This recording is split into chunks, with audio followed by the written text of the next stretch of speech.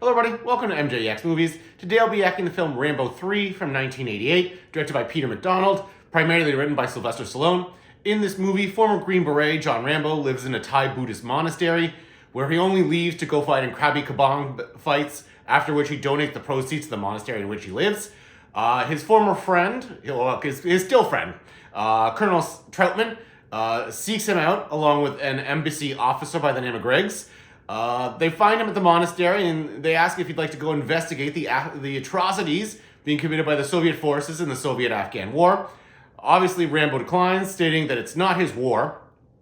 So Troutman goes on the mission by himself and is instantly captured by a crazed Soviet colonel. Griggs eventually goes and tells Rambo about this, and Rambo decides to go on a solo mission. So he enters into Afghanistan via Pakistan. He meets an Afghan arms dealer who takes him to the Mujahideen, which is the local fighting forces, the rebellion against the Soviet forces. He learns the Afghan way of life in many ways, including by participating in their quasi-football-esque game in which he has to ride around on horseback carrying a sheep's corpse, which he then deposits into a circle. Sadly, though, the camp is attacked by the crazed Soviet colonel and his forces. So Rambo flees, and along with a boy and his initial Afghan arms contact, they decide to go on a lone mission to find Troutman and destroy the base. They're very successful overall, except for they fumble the ball in getting Troutman out. Along the way, the boy is injured. They escape via the sewer, which had to have given them all infections, given that they were all injured. The boy and his Afghan arms contact go on their way in order to get the boy medical attention. Rambo coalesces, including by treating his one wound with gunpowder and exploding it, basically, which is kind of cool. He goes back, he does find Troutman, liberates him, they escape, they flee. The crazed Soviet colonel goes after them. Eventually, the forces of the Soviets catch up with Rambo and Troutman. They fight, they mostly win.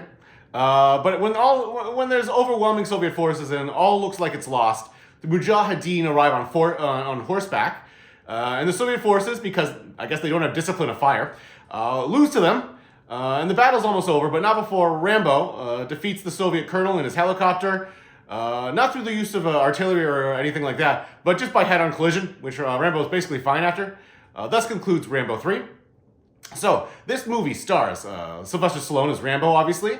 Richard Crenna returns as Troutman. Kurtwood Smith is Griggs. Mark DeJohn is the crazed Soviet colonel. Also, Sassoon Gabe is his Afghan arms contact. And then there's a bunch of other actors you may or may not know. So, with this movie, let me start by saying, this movie has, I would say, the best accidental foreshadowing of real-life events when Troutman tells the crazed Soviet colonel that the reason the Soviets would never win in Afghanistan was because the Afghan people were a noble, independent people who would never live under slavery and who would fight until they died. Smash cut to many years later, when the longest war in U.S. history is the U.S.-Afghan War. In this movie, Sylvester Stallone is jacked as always. In the beginning of the movie, he's really tanned. I thought it stood out a little bit. His hair is very feathered. Very, very feathered.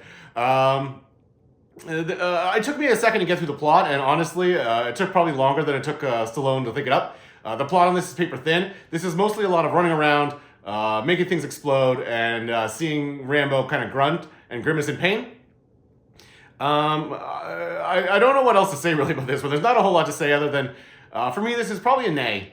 But hey, if you like big explosions, you're a fan of Stallone, or you like Rambo, go ahead and watch this. Or, if you're a fan of a combat bow being inexplicably assembled and used in the middle of a conflict to good effect, you might really like this one. So let me know what you guys think in the comments. Like and subscribe. Cheers.